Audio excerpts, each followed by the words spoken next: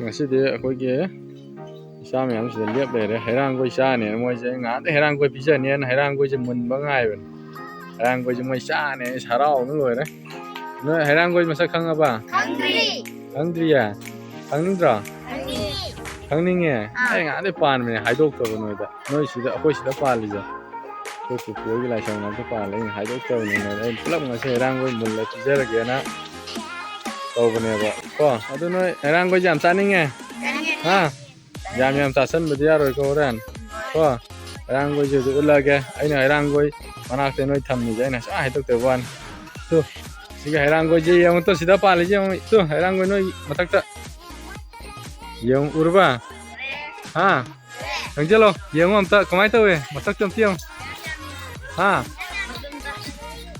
angjelo rangoi manak angjelo yang o ai haidok te ni ngan ke lam phang breng o rồi chẳng nhớ luôn nữa uru bài rang quay chưa sao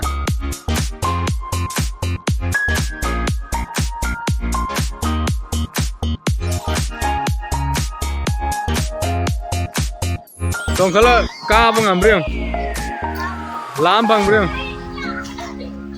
ôi này không este maram mau apa ada này aku sudah aku ibu dari rang quay jam dah aku ibu dah maror untuk quay rang quay je sudah lahir Rang jangan ngai chaning me loi re da rang go je je ko tam da ko ji ipu de ga ta re la chang ji ge ko ipu la chang ji ge sida ho bani aduna ipu da pe maro lam ta ko ram se ipu da rang go je ngasi sa de na ngang ai na hai dok ta bani ba yare dai dum ko ram mo yare hazana hayu ne ko ram mo ne yai pho thau ni jaw ro ne sa ba ek ne te ko mangol ni ha bani ko yare ama sangjang re Faro sih, lalai macam faro untuk faro.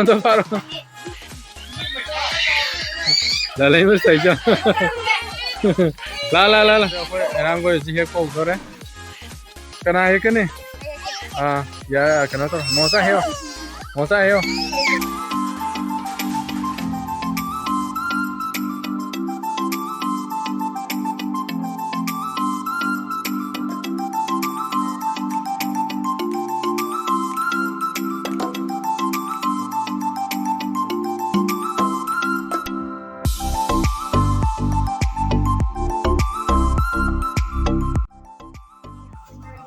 Makha ta ba sabya de ko makha ta yu hairang goi sabya de tin sang ye ad matak ta pan hairang goi je ajane lo makha tan bya de amun ba khal heo mosa idam to lo ye ke amun ba to khalo to lo ye ke amun ba to khal heo asang bela kon yare hapsalo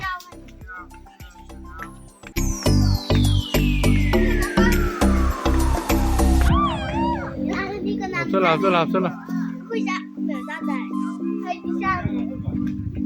Amun ba heo amun ba khala heo. Amun ga jawom balo.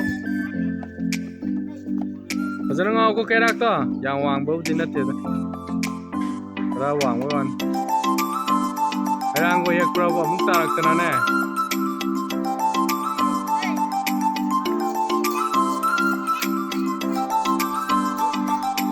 Fazana lo fazana. Kerak ta fazana payo ngang kerak ta fazana payo.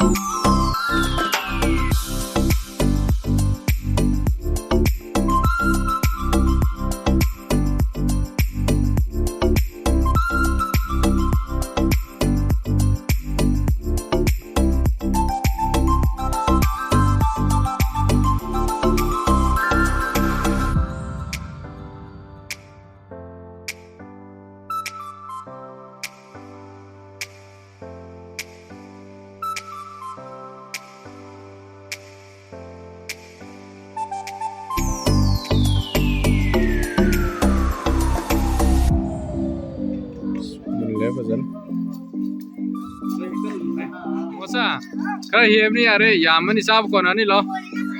Lo tamno kuma. Tamno kuma sai mo se kanu ngao da toy. Kerak to ngao. Namsa kerak to ngao. Kuma. Namsa kerak to ngao.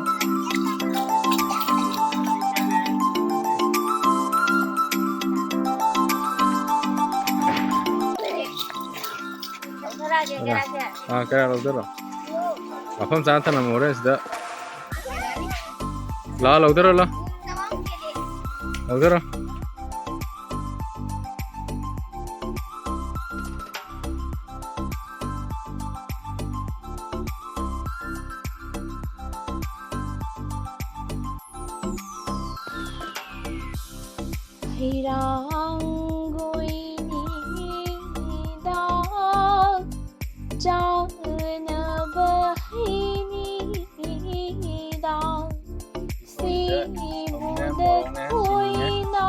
Tosan berapa nih?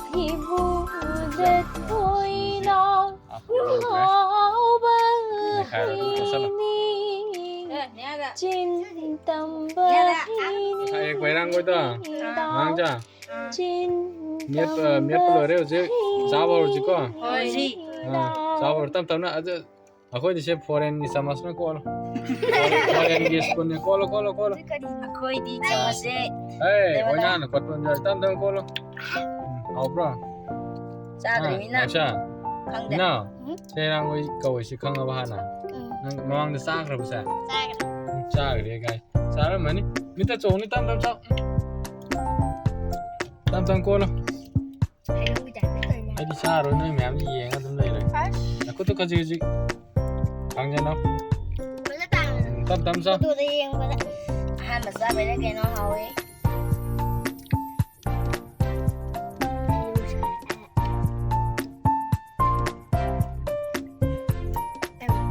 Jam sasang kan gua mau bicara aja,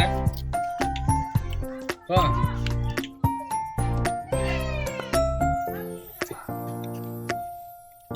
Bahasa sao gua. Jam sasang kan, kayak saja ada. Kamu toilet sena ada orang mau. Kadang gua siap berapa toilet sena, orang yang mau komplain lah, biar apa. Saya kan nih kayak Kalau buat saya sih,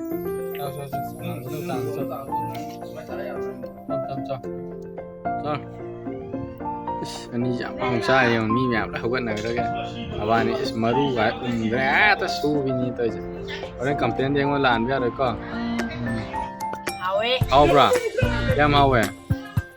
Kang red di sana kang ni. Aja mamina kata kang ni. Mayam bisa nih raja. Mayam sabi ni nga dia. Aku bawa pam dah. Aku pam di gerai dah. Aku location abseram kaya. Makada orang video ki blog hairo. Blog ki makada description dah. Aku location aku abseram kaya. Kalau mau herang gue jadi test obi nimba mountain nimba lereka di opi roh itu miani herang gue mian palauri. Jangan gue kerasana kere. Aduga saba mau ini kera lau putih nanti kera hendak saba pambesan. Sari. Isi nau gue jadi. Herang gue mau ya wah pokoknya besar nih mau jadi ngau. Sar. Sao belum ada ojek nata? Nau sao belum ada? How bra? Hawe. Aduh. Mayam aku sinau kara sum komja laga. Herang gue je ahan boy na saba ne. How kre? Mayam na sabi ni ngadi description dam link hapsaram ge maduda sabi ni ngadi. Location jayo description. Location hapsaram ge. Maduda lapi dina mayam su sabi na ji. Aduga aroy boy na mayam na nang sibi na like share ama di comment tawiro mo. Iroy boy na mayam na kawiro daw ma like share ama di comment tawiro mo. Mayam na sinan na sibu nang sibiyo. Matang sida ta sanjaraga.